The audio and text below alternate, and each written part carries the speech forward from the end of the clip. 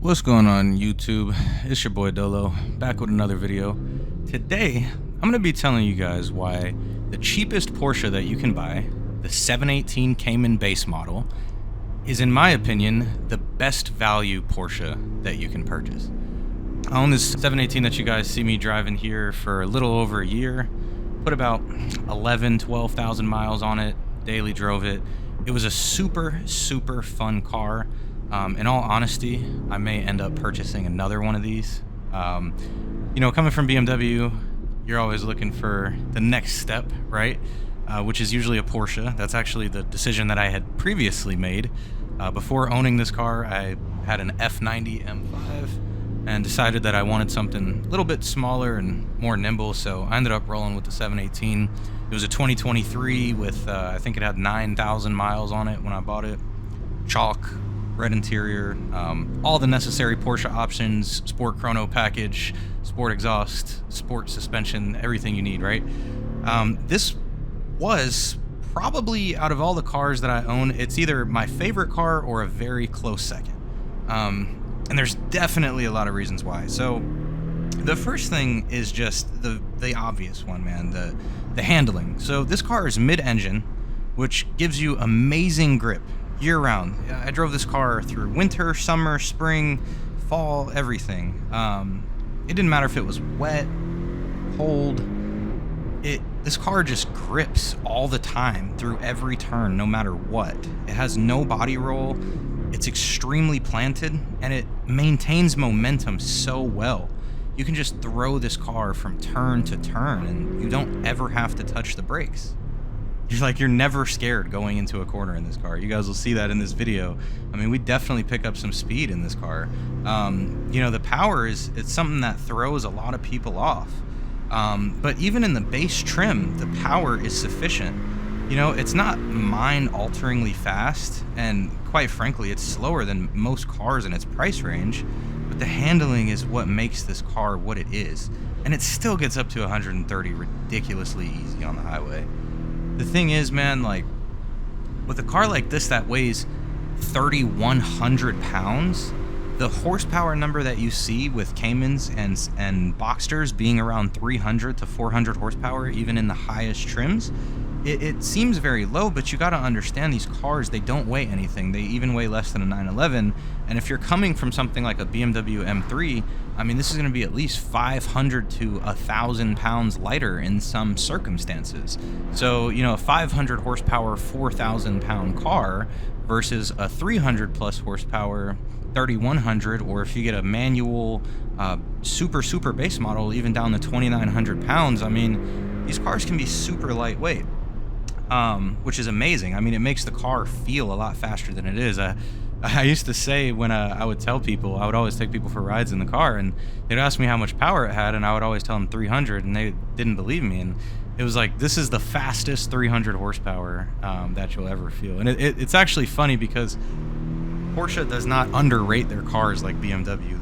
They seem to advertise pretty spot on. The biggest thing is the mid-engine and then the rear engines in the 911, with the engine being that close to the axle, the power, it's so instant. Whether the car is turbocharged, naturally aspirated, all Porsches, they have instantaneous throttle response. It's something that you just with a rear or mid-engine car, it feels completely different. The power feels completely different. So I would realistically say this car feels like it has closer to 400 horsepower. The other thing about this car is everyday life, man. I mean, it's got a trunk, it's got a frunk, so it's got an amazing amount of space considering the size, because this is a two-door, two-seater. It's got no back seats, very minimalistic storage compartments in the interior. You got a couple pockets in the door that you can open up, and you got a few slidey things behind your head where you can drop things in that you don't need to access while you're driving whatsoever. Considering the size of this thing, I mean, I've gotten 2 weeks worth of groceries, including cases of water, loaded in the frunk, and then there's space in the back because the engine in this car is in the middle. So with the 911, you don't get a trunk and a frunk. You have a frunk and that's it, but you do have back seats, right? In this car, you have space in the front and the back. Sometimes people would think the car was electric when I would go pick things up and have it loaded in the front and the back of the car. They'd be like, where's your engine at? When you're buying a sports car, a lot of people they don't think about gas mileage, right? You don't think about how much money you're going to spend on fueling your car. Some people do that are very budget oriented, but most of us that are buying cars that are fun to drive, like, we don't even think about, anything like insurance, gas, maintenance. We're just like, we want the car and that's it, right? But the thing about this car is it is a 4-cylinder with a turbocharger. So, I don't really I don't think about filling up my car too often. Like, it's not something that, really bothers me. It's just part of driving. But with this car, I feel like I was never at the gas station. In my G80, especially in my F90 and my E92, man, I was at the gas station, like, no matter what car it was, 2 days, every 2 to 3 days, I would be out of gas. This car, a full tank lasted about a week, and it only had, like, a 14-gallon tank.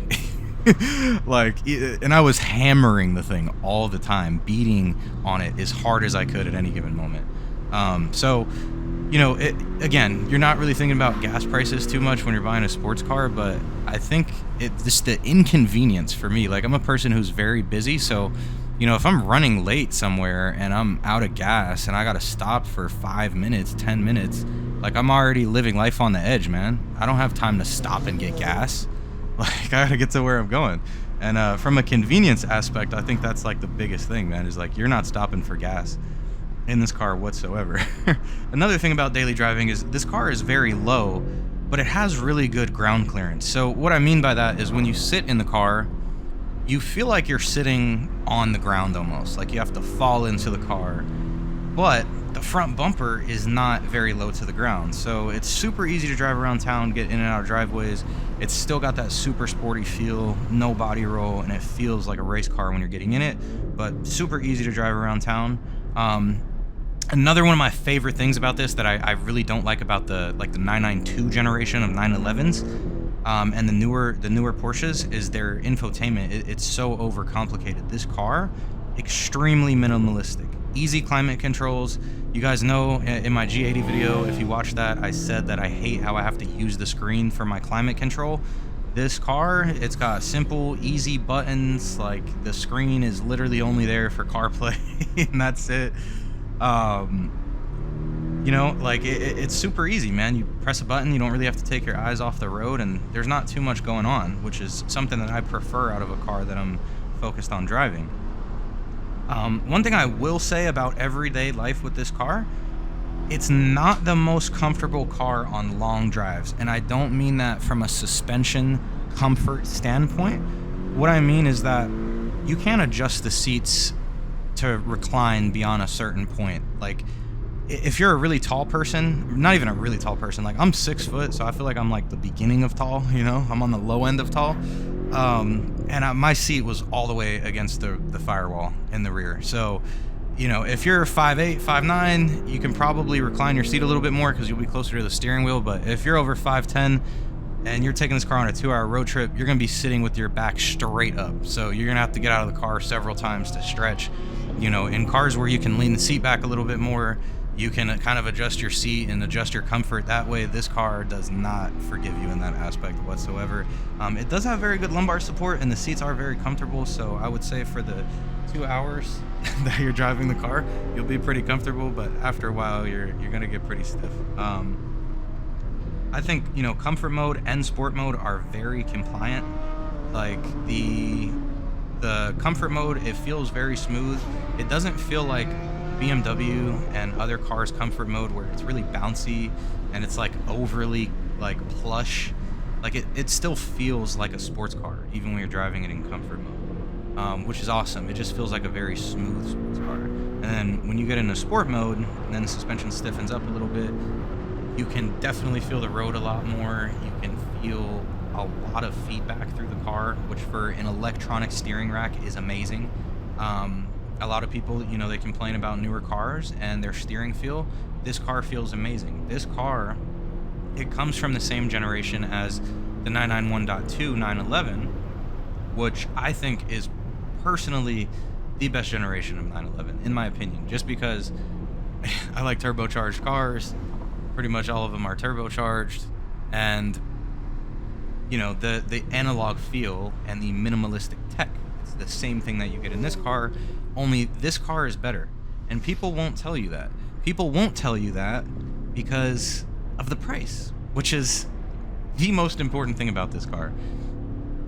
As I'm recording this video in 2025, you can pick one of these base models up, I think back to 2017 or 18 for like $50,000, $60,000. If you want a newer one, you know, it'll be 70, 80. They hold their value very well. Even 3-4-year-old models are still going for $5,000 below MSRP with miles on them.